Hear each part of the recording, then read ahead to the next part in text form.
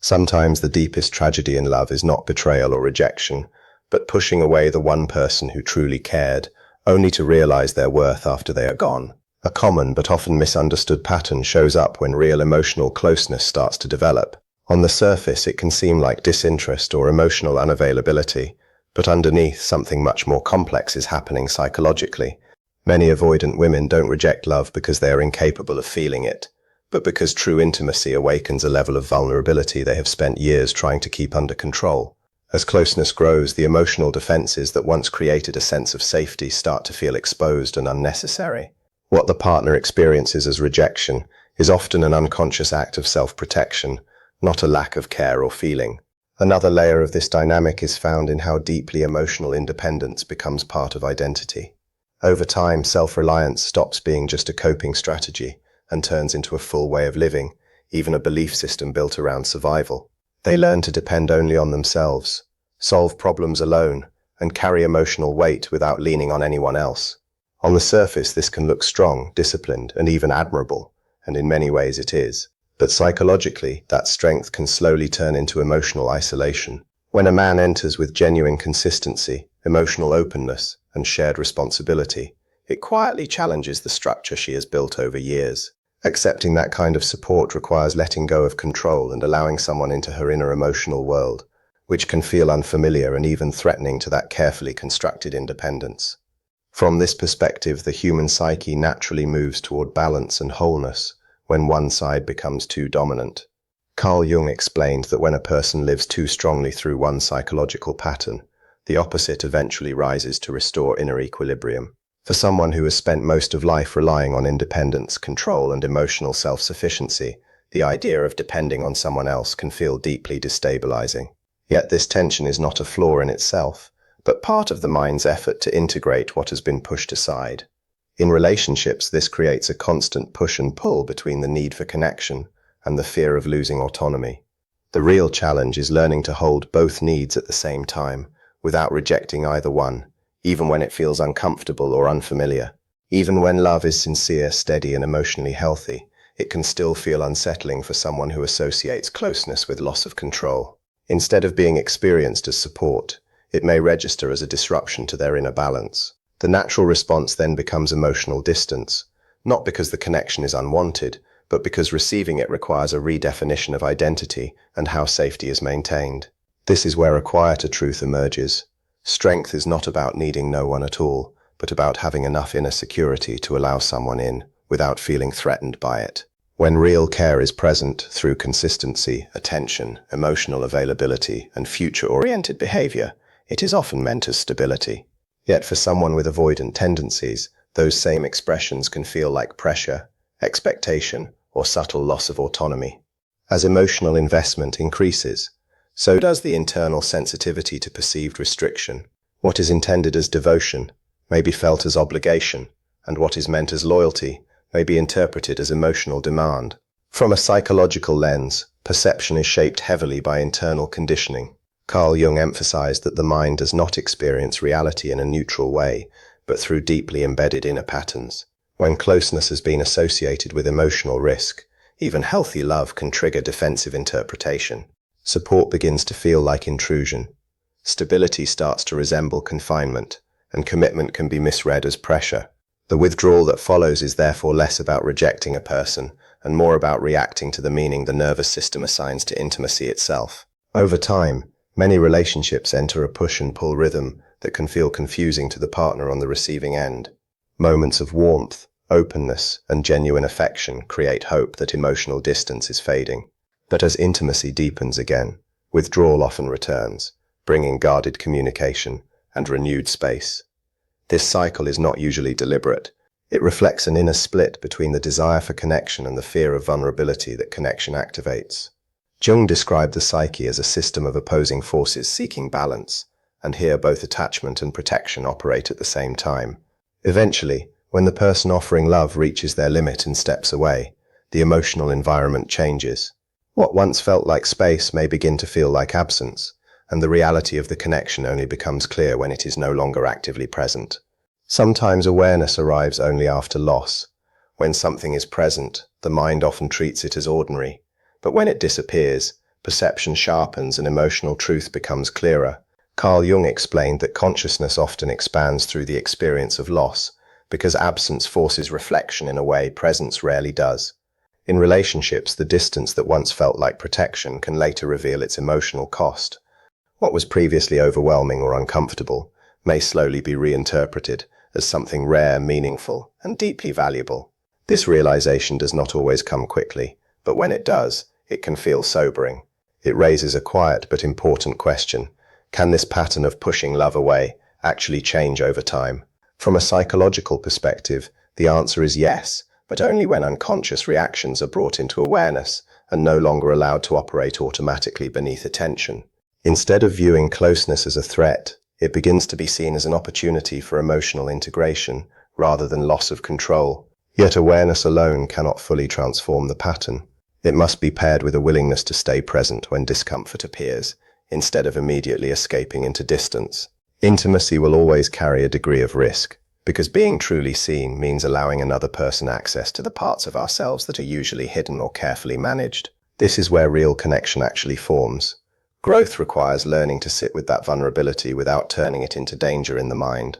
Over time, the nervous system begins to understand that closeness does not automatically equal loss of self, but can exist alongside independence. In this way, what once felt overwhelming slowly becomes more tolerable, and emotional connection stops being interpreted as a threat and starts being experienced as stabilizing.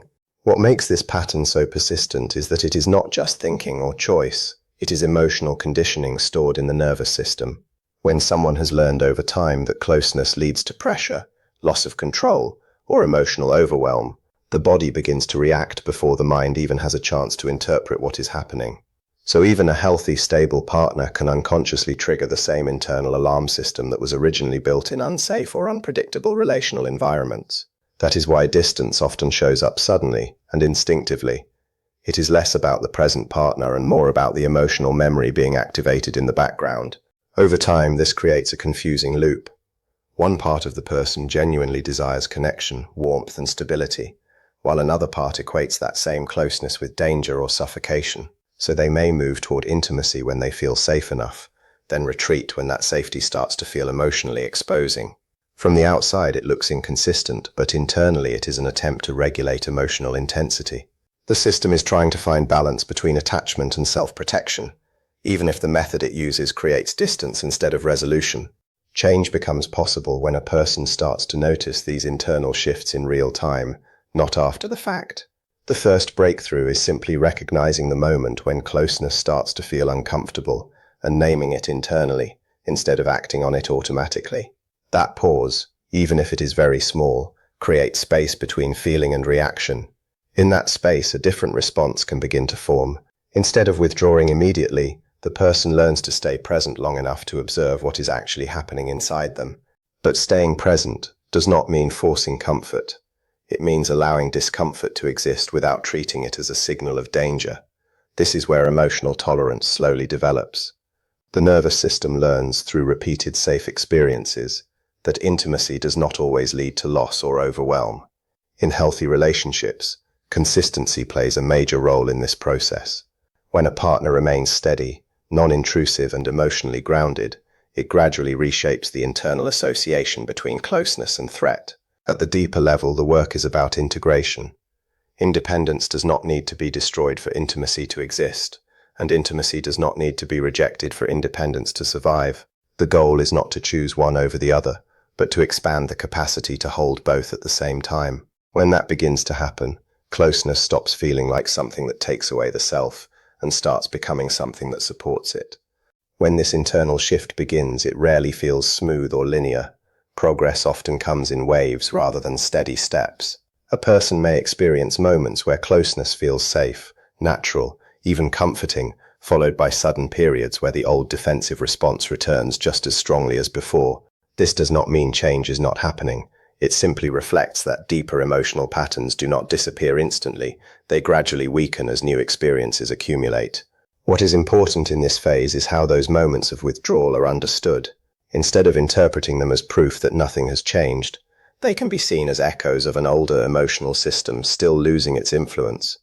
The difference now is awareness. Where there was once automatic reaction, there is now recognition, and that recognition is what slowly creates freedom from the cycle.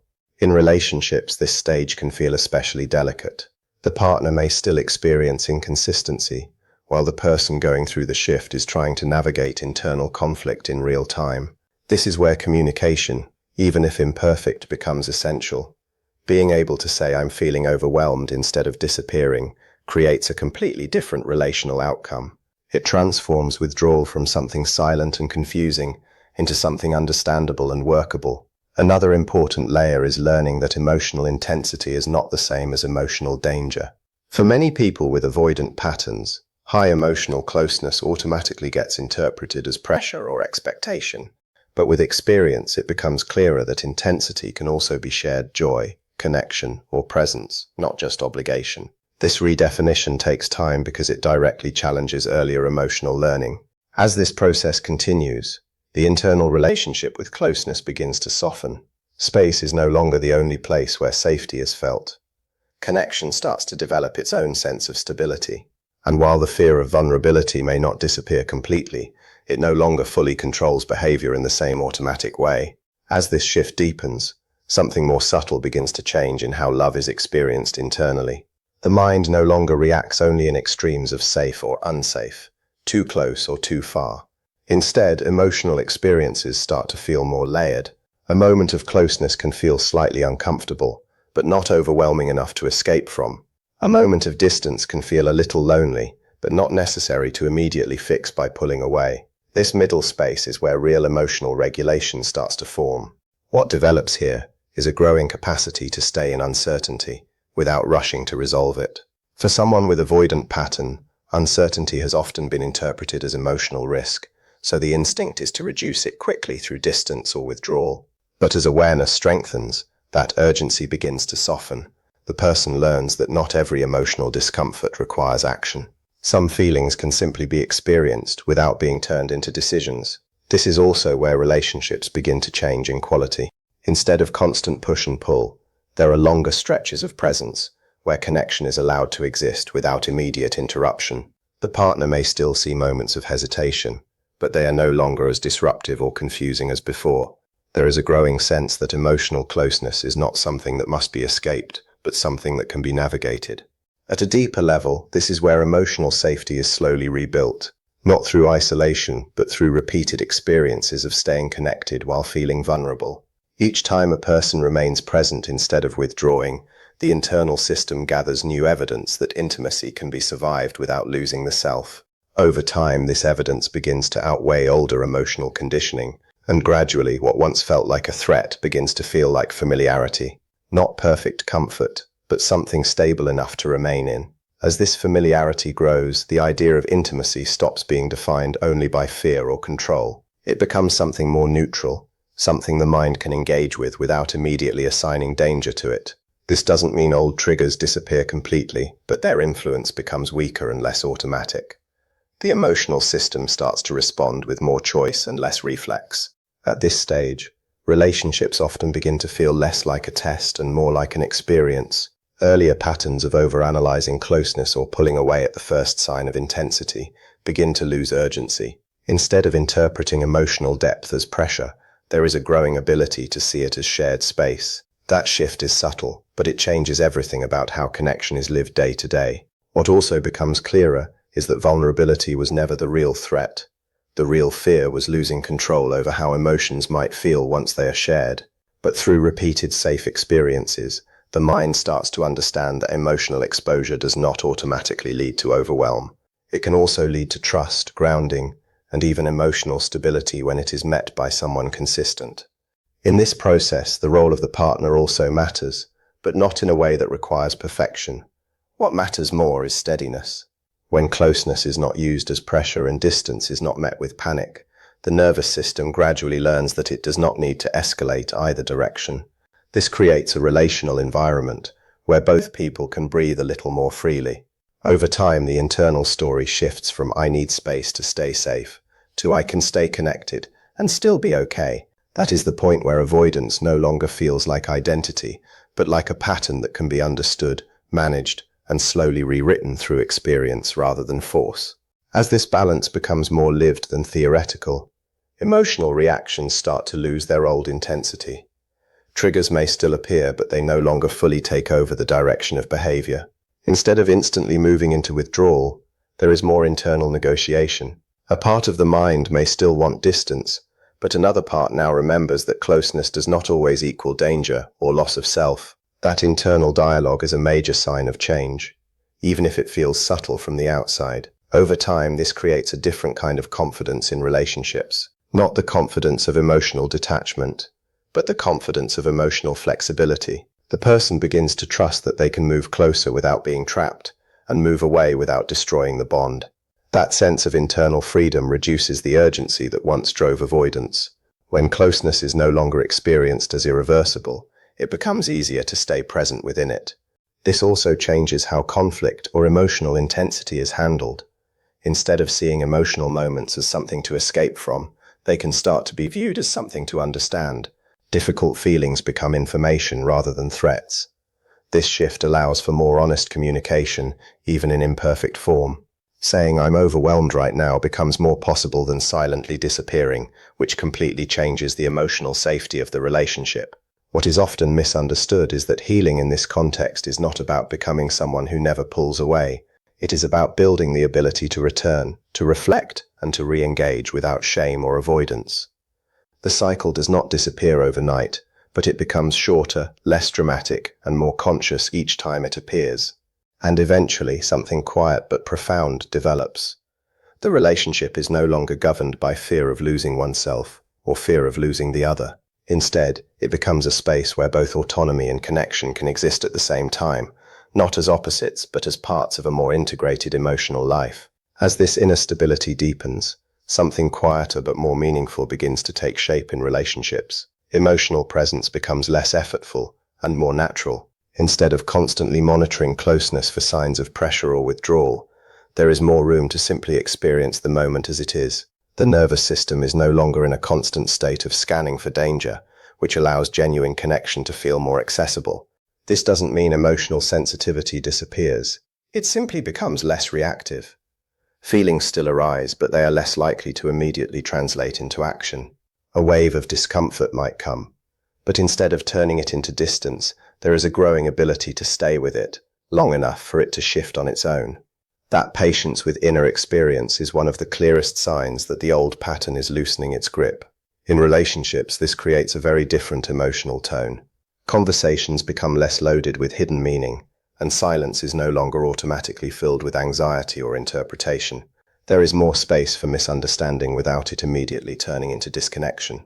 That flexibility is what allows real intimacy to grow without feeling fragile. At a deeper level, the identity that once relied heavily on emotional independence starts to expand. Independence is still present, but it is no longer the only source of safety. Connection begins to feel like an additional support system rather than a threat to personal stability. This redefinition is gradual, but it is powerful because it changes how closeness is stored in memory itself. And eventually, the most important shift becomes clear. Love is no longer something that must be managed through control or avoidance. It becomes something that can be experienced with more openness, knowing that both closeness and space can exist without destroying each other. As this continues to settle, emotional life becomes less about protecting oneself from intensity and more about understanding it. Experiences that once triggered immediate withdrawal now feel more containable. There is still sensitivity, but it no longer automatically turns into escape. Instead, there is a growing internal reference point that says, "I can feel this and still remain okay." This shift also changes how attachment is experienced. Where closeness once felt like a narrowing of space, it now begins to feel more like an expansion of shared experience. The presence of another person is no longer interpreted primarily as pressure, but as something that can coexist with personal autonomy. This does not erase individuality, it strengthens it, because the self is no longer defined only through distance. In real relationships, this often shows up as more stability and emotional availability. There may still be moments of needing space, but they are communicated or processed differently. Instead of abrupt disappearance or emotional shutdown, there is more awareness of what is happening internally and more capacity to return after distance. That return is what slowly rebuilds trust on both sides. What becomes especially important here is repetition. The nervous system does not change through insight alone. It changes through lived experiences that contradict old fears. Each time closeness is met without overwhelm, a new emotional memory is formed. Over time, these new experiences begin to outweigh the old protective patterns, and gradually the relationship between love and fear begins to separate. What once felt inseparable starts to divide into two different experiences. Love remains, but fear loses its authority over how love is expressed. That is where real emotional maturity quietly takes root. As that separation between love and fear becomes clearer, emotional reactions start to feel less absolute. Instead of being fully controlled by instinct, there is more room for interpretation. A feeling of discomfort no longer automatically defines the entire meaning of a relationship. It becomes just one signal among many, not the final conclusion. This creates a more grounded way of relating. When emotional intensity arises, it is no longer treated as something that must immediately be resolved through distance or withdrawal. There is a growing ability to pause and ask what the feeling actually represents. Sometimes it is old conditioning being activated, sometimes it is genuine mismatch, and sometimes it is simply the natural fluctuation of closeness itself. That discernment is what replaces confusion with clarity. In this space, relationships become less reactive and more responsive. Instead of oscillating between closeness and distance, there is a more continuous thread of engagement. Even when challenges arise, they are less likely to disrupt the entire bond. Repair becomes possible more quickly because the connection is not being constantly reset through avoidance. At the same time, emotional independence is no longer defined as emotional isolation. It becomes the ability to remain centered while still being connected. The person does not lose themselves in closeness, but they also do not need to escape from it to feel stable. That balance creates a sense of emotional maturity that is experienced internally rather than performed externally. And in that maturity, something quiet but powerful emerges, the understanding that intimacy is not something to manage or survive, but something to participate in. Not perfectly, not without discomfort, but with enough awareness and trust to stay engaged with it rather than running from it.